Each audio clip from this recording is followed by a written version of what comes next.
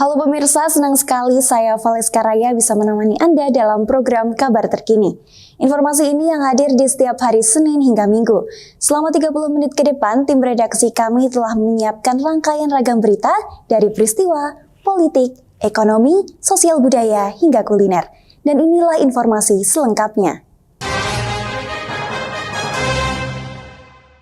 Berita pertama datang dari Semarang, Jawa Tengah. Gubernur Jawa Tengah Ahmad Lutfi menegaskan bahwa ada sejumlah solusi pada ribuan buruh PT Sri Rejeki Isman atau Sritex yang terkena pemutusan hubungan kerja. Dirinya telah menggandeng 9 perusahaan yang bisa menampung buruh sehingga bisa bekerja kembali.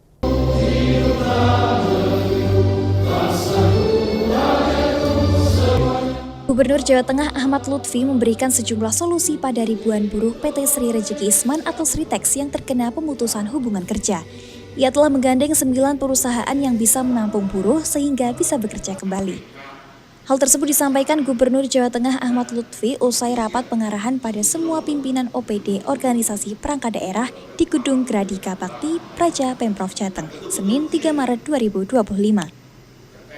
Ahmad Lutfi menegaskan Pemprov Jateng sifatnya sebatas membantu agar tak terjadi gejolak sosial akibat PHK tersebut. Sebagai langkah awal, Dinas Tenaga Kerja Provinsi Jawa Tengah telah berkoordinasi dengan BPJS dan Pemkab Sukoharjo. Pihaknya berharap jaminan hari tua dan jaminan pemutusan kerja ini bisa dibayarkan sebelum Lebaran. Dia juga telah memerintahkan Dinas Tenaga Kerja Jawa Tengah untuk berkoordinasi. Pihaknya juga telah menggandeng 9 perusahaan yang bergerak di berbagai sektor seperti garmen, sepatu, dan rokok untuk bisa menampung buruh Sritex yang di PHK dengan catatan memenuhi syarat. Salah satu syarat yang diminta oleh perusahaan tersebut adalah usia tidak lebih dari 45 tahun dan bisa menyesuaikan diri dengan tugas kinerja yang diberikan ke depannya. Sementara itu, bagi buruh Sritex yang tak ingin bekerja lagi namun memilih berwirausaha, maka Pemprov Jateng juga memfasilitasinya. Mereka akan diberikan pelatihan sesuai melalui Balai Latihan Kerja milik Pemprov Jateng. Sifatnya membantu ya, kita bantu agar tidak terjadi impact sosial. Jadi dampak sosial Sritex ini harus kita bantu betul, terutama yang lebih cepat ini adalah Kepala Dinas Tenaga Kerja kita kan sudah ke Jakarta agar haknya mereka terpenuhi, terutama jaminan hari tua, kemudian jaminan putusan kerja, kita maksimalkan, kita upayakan harus segera bisa dibayarkan sebelum Lebaran. Tapi kita upayakan, kan kewajibannya BPJS Jakarta bukan kita membantu. Kemudian yang kedua, kita upayakan mereka untuk bekerja kembali dengan merangkul ada 9 perusahaan, ada perusahaan garmen, ada perusahaan sepatu, HR, rokok, dan nanti HRD-nya akan kita rapat dengan dinas kita agar mereka bisa ditampung. Kemarin informasi awal baru dia menyanggupi kalau yang penting usianya tidak lebih dari 45. Terus bagi mereka yang tidak kerja atau pengen wirausaha, kita sudah koordinasi sama Depnaker untuk apa? Untuk menciptakan BLK. Jadi BLK-nya sudah ada, tinggal programnya dari Depnaker nanti kita sosialisasikan. Mereka yang punya wirausaha kita masukkan ke situ untuk bisa berwirausaha. Ahmad Lutfi juga mengupayakan agar buruh menerima tunjangan hari raya serta pesangon sesuai dengan haknya. Des Tenaga telah koordinasi dengan kurator yang saat ini masih terus mendata aset milik PT Sritex. Selain komunikasi dengan kurator, Pemprov Jateng juga koordinasi dengan Pemkab Sukoharjo. Yofi Nugroho, Semarang, Jawa Tengah. DPRD Kabupaten Karanganyar menyetujui 3 raperda untuk ditetapkan sebagai perda. Persetujuan dan penetapan 3 raperda tersebut dilakukan dalam rapat paripurna DPRD Karanganyar. Ketua DPRD Karanganyar Bagus Selo mengatakan 3 raperda yang telah ditetapkan dan disetujui tersebut telah selesai dibahas oleh masing-masing fraksi. Kita panjatkan puji dan rasa syukur kehadirat Allah Subhanahu wa taala, Tuhan yang Maha Kuasa. DPRD Kabupaten Karanganyar menyetujui 3 raperda untuk ditetapkan sebagai perda. Persetujuan dan penetapan 3 raperda tersebut dilakukan dalam rapat paripurna DPRD Karanganyar pada Selasa lalu. Ketua DPRD Karanganyar Bagus Selo mengatakan 3 raperda yang telah ditetapkan dan disetujui tersebut telah selesai dibahas oleh masing-masing fraksi. Menurut Bagus Selo, ketiga raperda yang disetujui dan ditetapkan tersebut masing-masing raperda pencegahan pernikahan anak, Raperda Produk Hukum Daerah dan Raperda Perubahan Perumbang Karanganyar menjadi perseroan terbatas Bank Perekonomian Karanganyar. Tujuan bersama DPRD dan Bupati 3 rancangan perda. Yang pertama penetapan rancangan perda terkait perkawinan anak, yang kedua produk hukum daerah, yang ketiga Bank Karanganyar yang berubah menjadi PT Persero. 3 rancangan perda ini kalau sudah ditetapkan antara persetujuan bersama DPRD dan Bupati, tentunya itu nanti tinggal ditindaklanjuti Bupati. Harapan kami Bupati untuk segera membuat satu perbuk supaya perda ini segera untuk ditindaklanjuti. Sementara itu, Bupati Karanganyar Robert Kristanto mengapresiasi DPRD yang telah menyetujui 3 rancangan produk hukum daerah tersebut. Mengenai sejumlah perda yang belum dilengkapi Perbub, Robert Kristanto menegaskan akan segera melengkapinya sehingga perda dapat diberlakukan. Pak, dari beberapa ada beberapa perda yang belum dilengkapi dengan Perbub gitu, sehingga perda itu tidak bisa dilaksanakan. Ya, nanti setelah segera dilengkapi. Segera dilengkapi. Pak. Itu ya. Iwan Iswanda, e-Channel TV, Karanganyar, Jawa Tengah. Mantan calon Bupati Karanganyar Ilyas Akbar Alamadan berharap program Bupati dan Wakil Bupati terpilih dapat berjalan dengan lancar selama 5 tahun ke depan. Berikut informasinya. Penegasan tersebut disampaikan mantan calon Bupati dalam Pilkada 2024 Ilyas Akbar Almadani usai menghadiri rapat paripurna DPRD. Pembacaan visi misi Bupati dan Wakil Bupati Karanganyar Senin 3 Maret 2025. Menurut Ilyas, di tengah efisiensi yang dilakukan oleh pemerintah, menjadi tantangan berat bagi pemerintahan Bupati dan Wakil Bupati Karanganyar yang baru dalam memimpin 5 tahun ke depan. Pertama adalah tunaikan apa yang menjadi harapan masyarakat. Nah, tugasnya 5 tahun di tengah efisiensi satu, yang kedua kurs dolar saat ini luar biasa, dolar menguat. Perekonomian juga banyak terjadi PHK di mana-mana, harus ekstra kerja keras. Sementara itu, Bupati Karanganyar Robert Kristanto optimis visi misi dan seluruh program kerja yang disampaikan pada saat kampanye dapat direalisasikan. Dikatakannya dalam membangun Karanganyar dibutuhkan kerjasama dengan semua pihak serta sinergitas antar elemen pemerintahan. Ini kan menyamakan dengan program yang ada di pusat. Maka ini akan efisien. Bagaimana? Pasti kita menunggu arahan-arahan. Maka hari ini apa yang kita kerjakan efisiensi.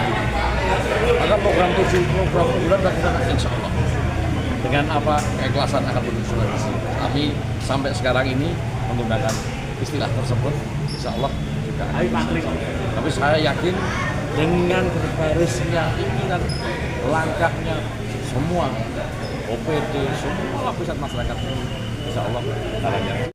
Iwan Iswanda, e-Channel TV, Karanganyar, Jawa Tengah melaporkan. Bupati bersama Wakil Bupati Boyolali terpilih menerima serah terima jabatan dari Bupati Boyolali periode 2021 hingga 2025. Berbagai PR sudah menanti mulai dari kemiskinan hingga penanganan stunting dan prestasi pembangunan akan kembali dilanjutkan oleh Bupati Boyolali.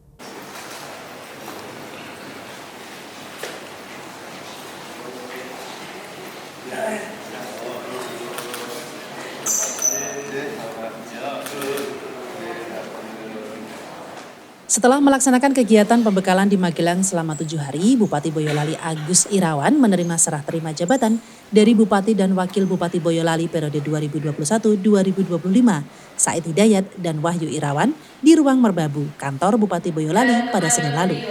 Bupati Boyolali Agus Irawan dan Wakil Bupati Boyolali Dwi Fajar Nirwana kemudian menandatangani surat berita acara serah terima jabatan dari Bupati lama kepada Bupati yang baru dan disaksikan oleh Gubernur Jawa Tengah yang diwakilkan oleh Sekretaris BPKAD Jawa Tengah Rudi Nugroho. Setelah selesai terima jabatan ini, Bupati Boyolali periode 2021-2025 Said Hidayat mengucapkan selamat kepada Agus Irawan atas pelantikannya menjadi Bupati Boyolali yang baru dan akan melanjutkan estafet pembangunan di kota Susu Boyolali. Dalam acara ini, Said Hidayat juga menyerahkan buku memori jabatan dalam periode 2021 hingga 2025 yang berisikan berbagai catatan tentang pembangunan dan beberapa program pemerintahan yang masih berproses. Selama periode 2021 hingga 2025, angka kemiskinan di Boyolali mampu ditekan hingga saat ini berada di posisi 6,6% dan pemerintahan Boyolali juga terus berupaya dalam menekan angka pengangguran.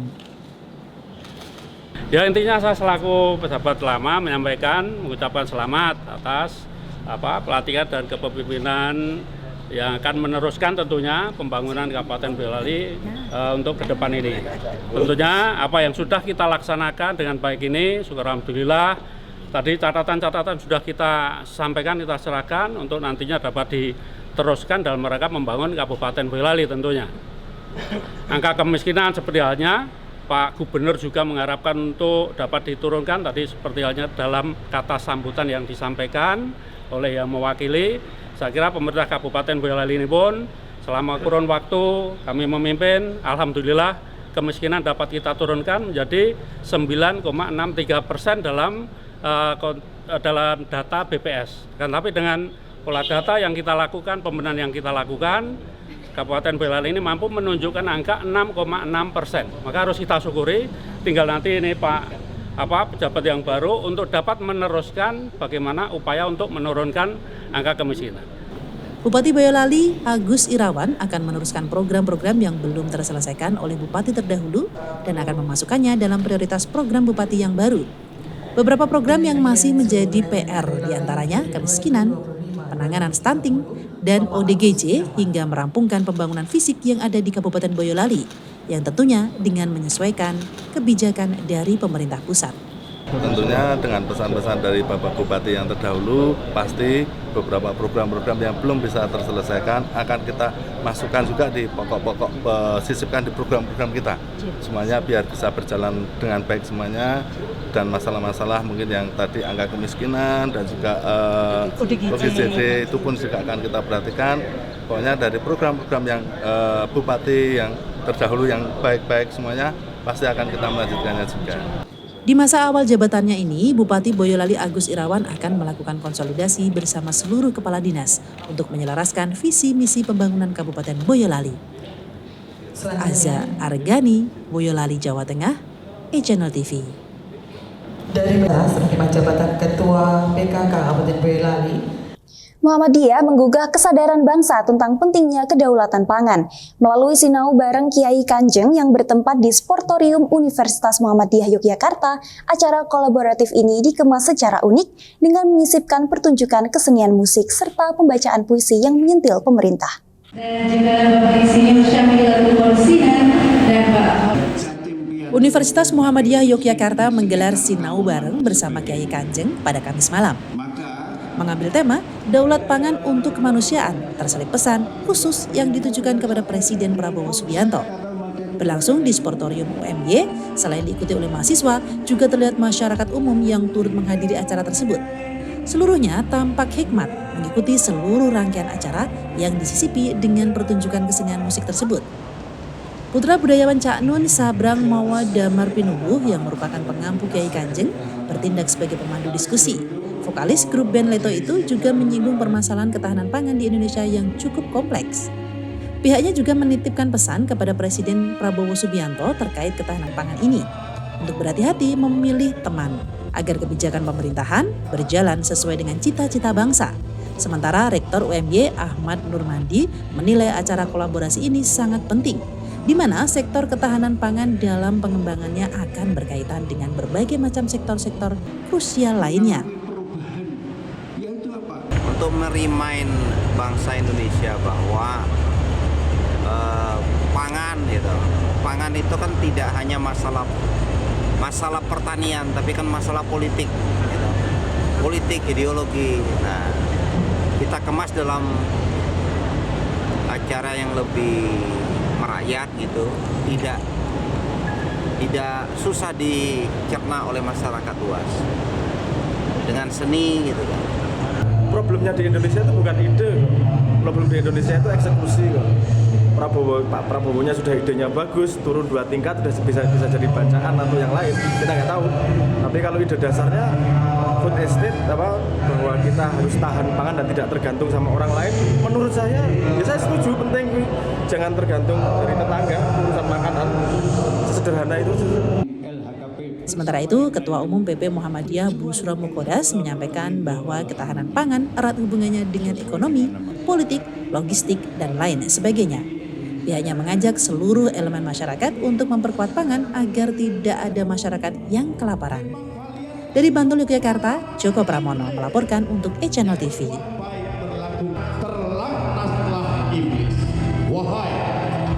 Hampir setiap bulan Ramadan, Masjid Jami Pekojan di Kota Semarang menyediakan ratusan mangkok bubur India untuk menu berbuka puasa.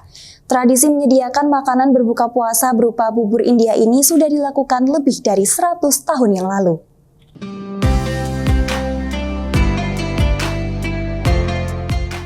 Masjid Jami Pekojan yang berada di Jalan Petolongan ini dikenal sebagai salah satu masjid tua yang ada di Kota Semarang. Setiap tahun, di bulan suci Ramadan, masjid tua ini mempunyai ciri khas tersendiri, yakni menyediakan ratusan mangkok bubur untuk santapan berbuka puasa. Bubur tersebut dikenal dengan nama bubur India. Bubur India ini tersaji berkat olahan para pengurus masjid Jami Pekojan. Seusai salat zuhur, para pengurus masjid terlihat sibuk menyiapkan masakan bubur India di samping masjid.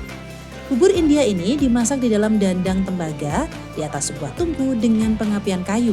Pembuatan bubur India ini tak berbeda jauh dengan bubur pada biasanya. Hanya saja bumbu rempah-rempah seperti jahe, serai, dan kayu manis, serta sayuran wortel dan santan yang dicampur menjadi satu ke dalam bubur membuat rasa bubur ini menjadi lebih gurih. Setiap Ramadan, Masjid Pekojan bisa menyediakan 200 mangkok bubur India untuk jamaah serta warga sekitar masjid.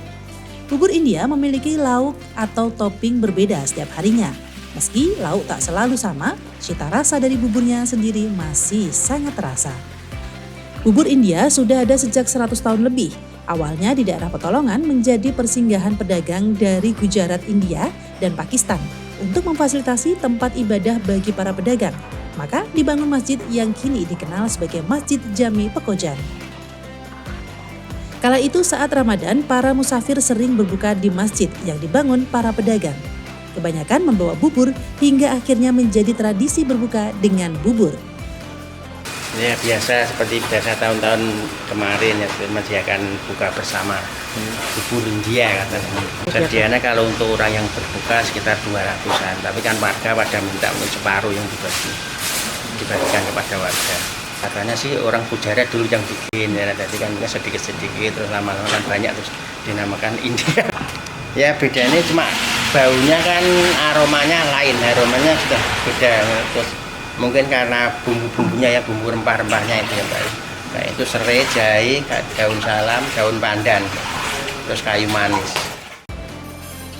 Setelah dimasak selama 1,5 jam dengan suhu tinggi, bubur India siap disajikan dengan wadah mangkok plastik. Untuk menambah kenikmatan dalam berbuka, bubur ditambah gulai sapi. Yofi Nugroho, Semarang, Jawa Tengah, e-Channel TV.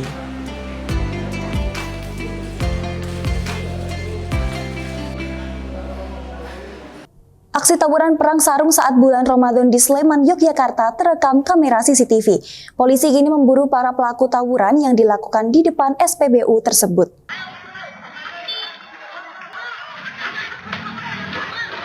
Inilah rekaman kamera CCTV yang memperlihatkan aksi tawuran di depan SPBU Pokoh Umbul Mertani, Ngemplak, Sleman pada Rabu pagi. Dua kelompok remaja terlibat saling serang menggunakan sarung yang telah dimodifikasi. Beberapa saat kemudian, para pelaku kabur menggunakan sepeda motor karena dibubarkan warga. Polsek Ngemplak, Sleman saat ini masih menyelidiki kasus tersebut dengan meminta keterangan para saksi. Polisi juga mengecek ke rumah sakit apakah ada korban yang dirawat atau tidak. Petugas masih memburu para pelaku tawuran yang videonya sempat viral di media sosial. Terkait kejadian viral ini, kami dari Polsek Ngemplak bahwa benar terjadi sesuai dengan apa yang diunggah di Merapi Undercover. Kami dari petugas Polsek Ngemplak melakukan penyelidikan, kemudian mencari saksi-saksi di TKP Untuk perkembangan nanti kami kabarkan kembali. Terima kasih. Kejadian viralnya itu di mana Pak? Dan apa? Tepatnya di depan SPBU Pokoh Umbul Martani Ngemplak Sleman. Diduga ada keributan. Namun demikian untuk pelaku maupun korbannya kami sedang melakukan penyelidikan. Sementara kami di rumah sakit memproses apakah ada korban-korban akibat dari peristiwa tersebut. Terima kasih. Polisi mengimbau orang tua turut mengawasi anak-anaknya saat keluar rumah agar tidak terlibat dalam aksi tawuran terutama di bulan Ramadan. Demikian laporan e-Channel TV dari Sleman, Yogyakarta.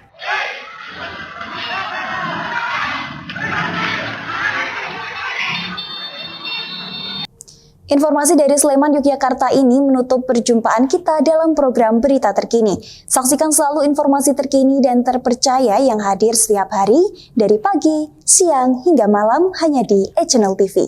Saya Valeska Raya dan tim redaksi yang bertugas mengucapkan terima kasih atas perhatiannya. Sampai jumpa dan tetap semangat!